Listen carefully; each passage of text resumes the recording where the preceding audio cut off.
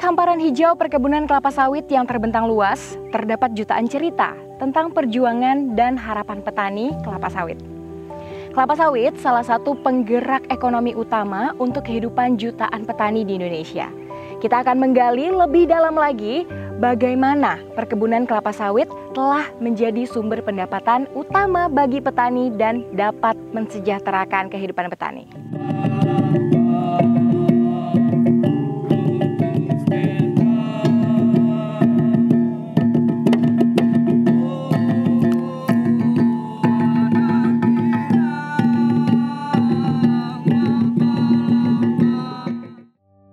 Kelapa sawit. Dari tanah subur Indonesia, kelapa sawit tumbuh kuat dan memberikan harapan bagi jutaan pekerja industri kelapa sawit dan petani.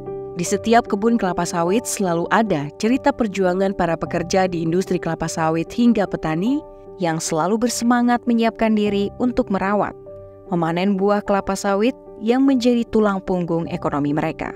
Dengan kerja keras dan ketekunan, kelapa sawit membawa perubahan nyata, pendapatan yang lebih baik, pendidikan yang lebih bagi anak-anak, dan kesejahteraan yang menyentuh banyak aspek kehidupan.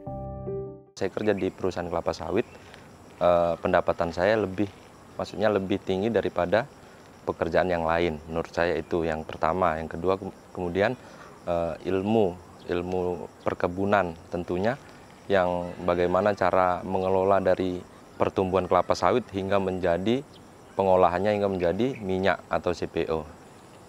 Tentunya bangga karena budaya di perusahaan kelapa sawit sendiri sebenarnya itu budaya yang sehat. Jadi kita itu diwajibkan bangun pagi, apel pagi, kerja terus makan juga teratur, jam istirahat juga teratur. Kemudian dengan sistem atau struktur organisasinya yang emang betul-betul terurai atau bagus seperti itu. Dari awal sampai hingga jadi minyak itu bagaimana? Nah, itu saya pengen tahu. Awalnya itu yang membuat saya tertarik. Sebelumnya saya kan juga kuliah di pertanian yang tidak mengajarkan perkebunan kelapa sawit. Jadi itu juga saya yang membuat tertarik saya kenapa kerja di kelapa sawit. Peningkatan kesejahteraan juga dirasakan di tingkat individu petani kelapa sawit dan di desa-desa tempat kelapa sawit tumbuh. Ekonomi lokal semakin menguat, infrastruktur membaik, dan kehidupan masyarakat menjadi lebih sejahtera. Namun, keberhasilan ini datang dengan tanggung jawab. Tanggung jawab untuk mengelola alam dengan bijak untuk memastikan bahwa keberlanjutan tetap menjadi prioritas utama, sehingga manfaat kelapa sawit dapat dinikmati generasi demi generasi.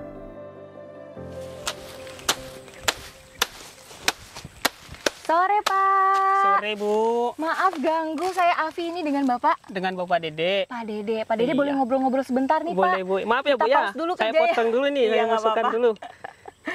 Nah, ya Bu, apa itu? Ngomong-ngomong nih, Pak Dede udah berapa lama Pak kerja jadi petani sawit? Ya Alhamdulillah sampai sekarang sudah 6 tahun kita, Bu. 6 tahun? 6 Berarti tahun. betah ya Pak kerja di sini? Alhamdulillah, betah. Mudah-mudahan Alhamdulillah lah. betah. Nah, kalau boleh tahu nih Pak, apa sih manfaat secara ekonomi yang Bapak sudah rasakan selama 6 tahun jadi petani sawit? Ya, semenjak kita nanam sawit ini, Alhamdulillah, yang dengan awalnya kita buka sedikit itu, Kak, Mbak, ada setengah hektar sampai sekarang udah mulai melebar lah, sampai sekarang ini ada 2 hektar kita punya.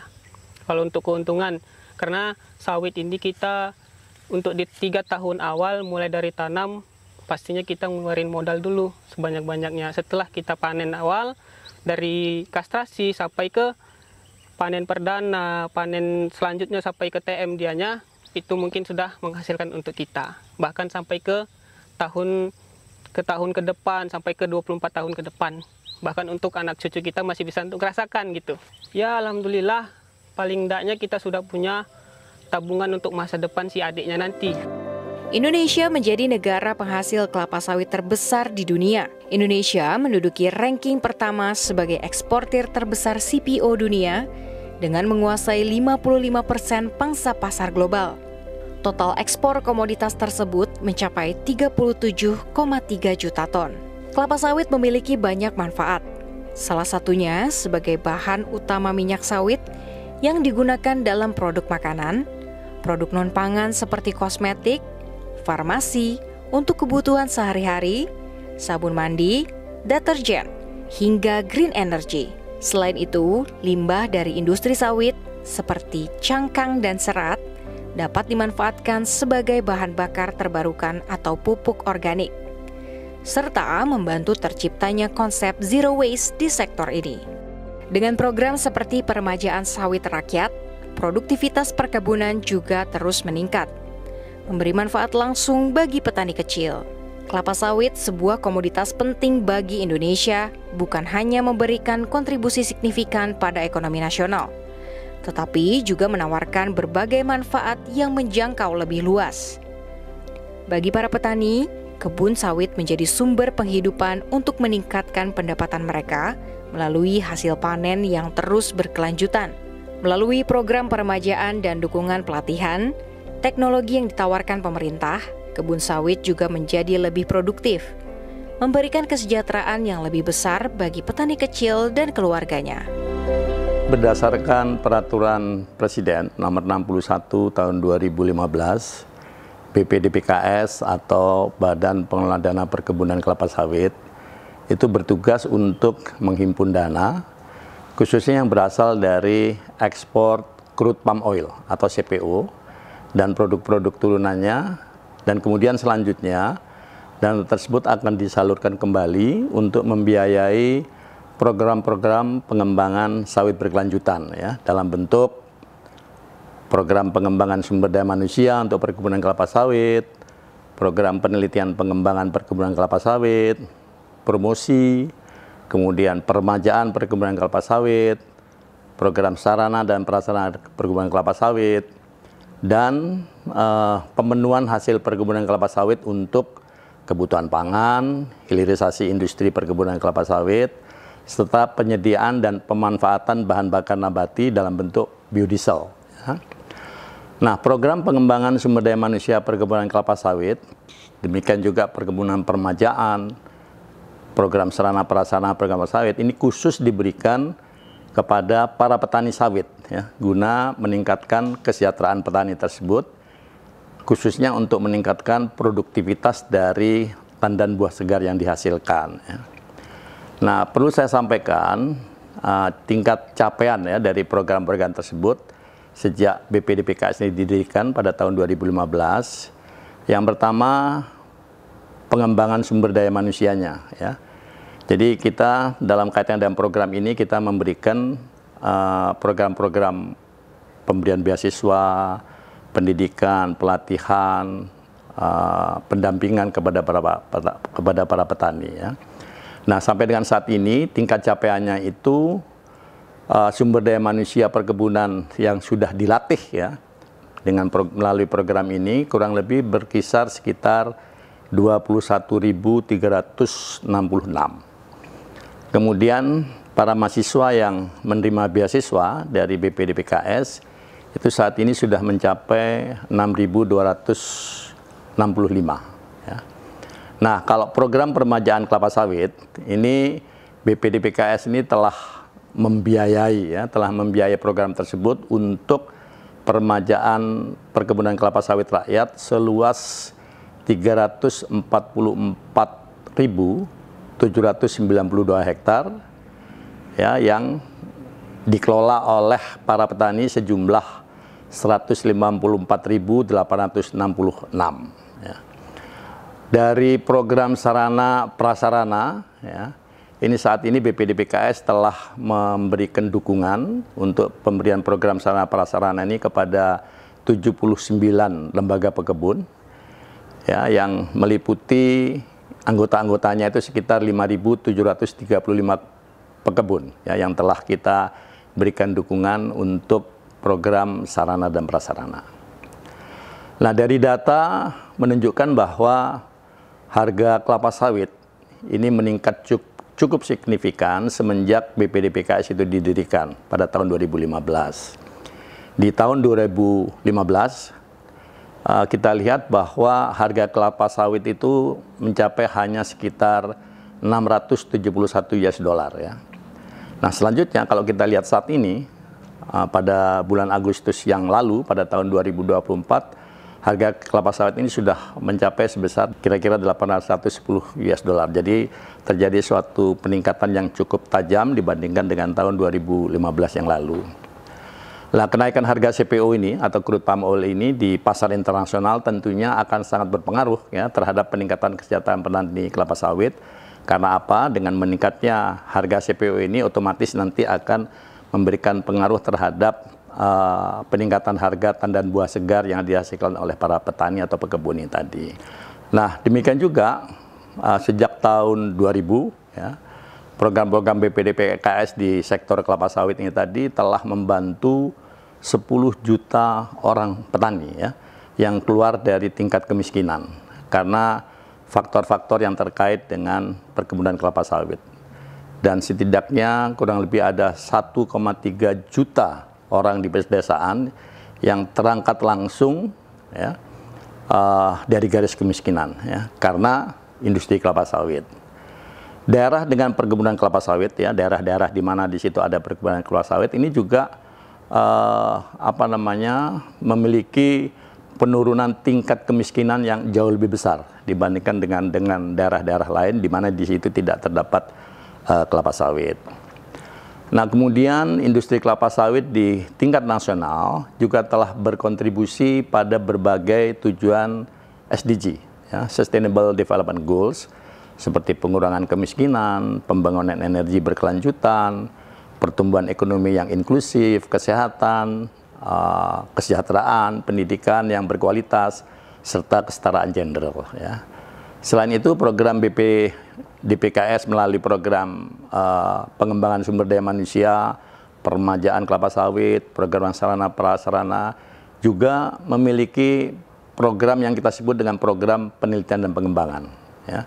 Di mana melalui program ini kita lakukan kegiatan-kegiatan riset untuk menciptakan inovasi-inovasi yang berhubungan dengan industri kelapa sawit. Ya. Dan tujuan akhir dari program ini tentunya adalah untuk meningkatkan kualitas dan kuantitas kelapa sawit yang dihasilkan oleh petani kelapa sawit. Sehingga hal ini akan berkaitan erat dengan peningkatan kesejahteraan dari petani kelapa sawit. Manfaat kelapa sawit tidak berhenti pada aspek kesejahteraan ekonomi semata. Industri sawit kini mampu mengembangkan ekonomi sirkular di mana seluruh bagian dari tanaman sawit dimanfaatkan secara maksimal. Limbah dari pengolahan kelapa sawit seperti serat, cangkang, pelepah, dan tandan kosong diubah menjadi energi terbarukan, pupuk organik, bahan bakar biomasa, dan dapat menambah sumber ekonomi baru untuk para petani. Ini mendukung konsep zero waste atau nihil limbah yang terus didorong oleh perusahaan dan pemerintah. Ekonomi sirkular pada industri kelapa sawit bukan hanya mengurangi dampak lingkungan, tetapi juga menciptakan peluang baru bagi petani dan komunitas sekitar. Limbah yang diolah menjadi sumber penghasilan tambahan dan juga digunakan untuk sumber energi, membantu mengurangi ketergantungan pada energi fosil, sementara pupuk organik yang dihasilkan dapat digunakan kembali untuk memperkaya lahan pertanian. Kelapa sawit dengan manfaat kebunnya yang luas dan sistem ekonomi sirkular yang inovatif terus memberikan kontribusi nyata bagi kesejahteraan petani dan keberlanjutan lingkungan. Pak Darmono, aku nih pengen tahu nih seputar kelapa sawit Indonesia. Apa sih Pak manfaat secara umum kelapa sawit? Sawit itu memiliki manfaat yang luar biasa. Banyak di antara kita yang taunya sawit itu ya minyak goreng. Padahal sawit itu tidak terpisah dari kehidupan kita sehari-hari. Ketika kita bangun pagi, kita sikat gigi, itu di dalam pasta gigi itu ada komponen sawitnya. Setelah kita dari kamar mandi pun sabun itu ada komponen sawitnya. Kemudian kita keluar dari kamar mandi, kemudian make up, itu ada komponen sawitnya.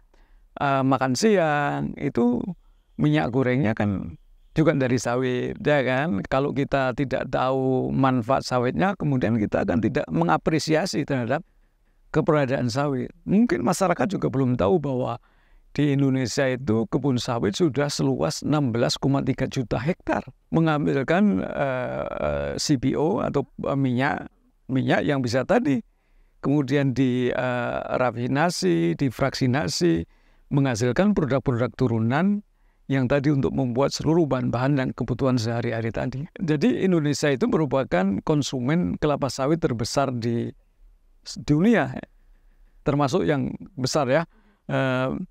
Dan yang cukup besar memang signifikan adalah untuk minyak goreng, kemudian untuk biodiesel. Kalau kita dengar P35 yang sekarang digunakan, itu artinya 35% merupakan biodiesel dari sawit. Kemudian sisanya yang 65% itu dari fosil. Ini tentunya kalau ditanya lagi manfaatnya, satu tadi mengurangi ketergantungan kita terhadap impor bahan bakar fosil, ya. Kemudian yang kedua, dengan demikian kita juga menurunkan emisi gas rumah kaca kan, karena ada upaya untuk penghematan penggunaan fosil fuel tadi, ya, energi, kemudian pangan. Kalau konsep ekonomi sirkularnya seperti apa, Pak? Kalau ditanyakan tentang bagaimana ekonomi sirkular itu dapat terjadi, ini sudah pengertiannya adalah ketika kita lebih banyak menggunakan input dari dalam, itu berarti akan menggunakan material yang tidak perlu impor. Sebagai contoh, kalau kita menggunakan ini kan di sini ada tumpukan pelepas sawit ya, itu merupakan upaya untuk menggunakan apa yang dihasilkan kebun itu untuk kebun. Kalau di tataran industri besar itu sudah berjalan sirkular ekonomi, karena banyak sekali bahan-bahan yang dihasilkan di pabrik kelapa sawit ya, termasuk tandan kosong, termasuk sabut kelapa sawit, termasuk cangkang, termasuk bungkil sawit dan segala macam. Nah, ini yang perlu kita pikirkan ke depan adalah bagaimana petani ini memiliki peran yang semakin besar dalam melakukan kegiatan sirkular ekonomi tadi. Nah, itu dia Pak yang saya mau tanyain berikutnya nih Pak. Bagaimana para petani mengimplementasikan ekonomi sirkular yang tadi Bapak sudah jelaskan? Petani menggunakan materi sendiri, pelepah, kemudian juga mungkin dari masyarakat sekitar ada yang pelihara sapi, kemudian menggunakan kotoran sapi untuk memupuk sawit. Dan dalam kondisi yang tertekan ini mereka mencoba dan ternyata mereka belajar bahwa itu ternyata bagus untuk tanaman kelapa sawitnya. Berarti bisa dibilang industri kelapa sawit itu zero waste ya Pak ya? Zero waste, bisa zero waste, apapun bisa digunakan. Kalau kita berdiri di sini, ini kan sudah hijau ya. Kalau kita lihat warna merahnya dari buah kan sedikit sekali. Nah, dominan hijau itu artinya apa? Artinya tanaman kelapa sawit ini melakukan fotosintesis yang sangat efisien. Artinya menyerap karbon dari udara untuk kebutuhan fotosintesis tadi. Hal industri sawit ini, karena kalau kita lihat di kebun ini hijau semua. Gitu kan? Jadi selain ada manfaatnya juga untuk lingkungan sebagai penghijauan, ya, juga ada manfaatnya juga untuk kesejahteraan dari masyarakat dan juga petani kelapa sawit itu sendiri ya Pak ya? Jadi gini, kalau tentunya tadi kalau yang petani memiliki kebun itu mereka sangat dibantu tentunya dari segi panennya, karena berbeda dari tanaman perkebunan lainnya. Ini hampir secara kontinu mereka dapat memetik hasilnya, ya kan? Dan boleh dikata tadi dengan teknik-teknik pemupukan yang mengoptimalkan bahan organik tadi, petani akan sangat sejahtera. Dan ini terindikasi dari berkembangnya kota-kota kecil di daerah-daerah perkebunan, ya kan? Kalau dulu ketika belum ada perkebunan kelapa sawit itu daerahnya masih Misalnya transportasinya harus menggunakan air, sungai ya. Kalau sekarang sudah dibangun infrastruktur yang lebih baik, dan itu menunjukkan bahwa kontribusi dari industri sawit terhadap perkembangan perekonomian daerah itu sangat tinggi. Terdapat komitmen industri kelapa sawit untuk tidak hanya memaksimalkan produksi, tetapi juga memberdayakan para petani. Melalui berbagai program pelatihan, perusahaan kelapa sawit berperan aktif dalam meningkatkan keterampilan petani kecil. Pelatihan yang diberikan oleh perusahaan meliputi berbagai bidang, mulai dari teknik pertanian yang lebih efektif dan efisien, hingga praktik-praktik ramah lingkungan. Petani dilatih untuk meningkatkan produktivitas kebun mereka tanpa merusak ekosistem sekitar. Selain itu, petani diajarkan cara mengelola limbah hasil produksi sawit, memanfaatkan pupuk organik berkualitas, bibit yang berkualitas, dan menerapkan sistem pertanian yang lebih berkelanjutan. Seperti apa sih Pak kebanggaan yang Pak Ujang rasakan sebagai petani sawit? Saya bangga banget menjadi petani sawit. Ya, satu, saya bisa menghidupi keluarga, bisa menghidupi perekonomian keluarga lah gitu ya. Saya bisa menyekolahkan, terus sehari-hari saya bisa buat jajan anak, bisa buat dapur ngebul. Banyak lah, untuk keperluan apa lagi banyak gitu, untuk beli apa juga banyak. Kalau untuk manfaat banyak juga. Ya, saya satu bisa belajar dari kayak memupuk, menyiram. Terus ini juga kan banyak ya, kayak mengompos. Jadi saya tahu gitu. Pak, iya, kalau boleh tahu Bapak udah lama Pak kerja jadi petani sawit? Alhamdulillah saya udah jalan 5 tahun. Udah jalan 5 tahun? Iya. Wah, berarti betah ya Pak? Ya alhamdulillah lah ya. Rezekinya kayaknya di sawit ini. Saya bisa membahagiakan anak, intinya kan ya, karena anak saya udah 3, jadi ya gimana lah, kemarinnya saya coba petani lain nggak pernah berhasil. Alhamdulillah saya petani sawit, alhamdulillah udah berhasil. 1 SMP, yang 2 masih SD. Terus apa sih Pak keuntungan nih yang Bapak rasakan dari awal mulai Bapak bertani sawit sampai sekarang? Ya, kalau yang saya rasakan itu udah banyak lah ya. Dari awalnya ibaratnya saya itu kepingin kayak teman-teman punya motor, nggak bisa, alhamdulillah saya udah bisa. Jadi kayak anak, saya bisa nyekolahkan anak gitu. Keuntungannya di situ lah. Selain itu ya alhamdulillah punya tabungan juga berkat dari hasil sawit, alhamdulillah. Saya bangga karena ya terus terang aja hasilnya sangat signifikan dengan yang saya hasilkan ini dari sawit ini.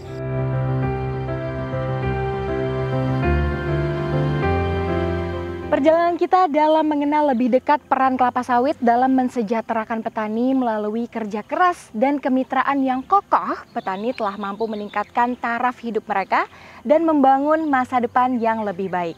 Kelapa sawit bukan hanya tentang keuntungan ekonomi saja, tapi juga tentang memberdayakan, mengubah hidup, dan menjembatani jarak menuju kesejahteraan yang lebih merata. Masih banyak tantangan yang harus dihadapi, tapi semangat para petani kelapa sawit adalah cerita yang patut dibanggakan. Petani kelapa sawit berkontribusi sangat besar untuk memenuhi kebutuhan pangan sehari-hari kita. Dan tentu mereka jugalah yang berkontribusi juga untuk meningkatkan perekonomian negara kita. Semoga ini menginspirasi kita untuk terus mendukung kelapa sawit berkelanjutan dan bermanfaat untuk kita semua.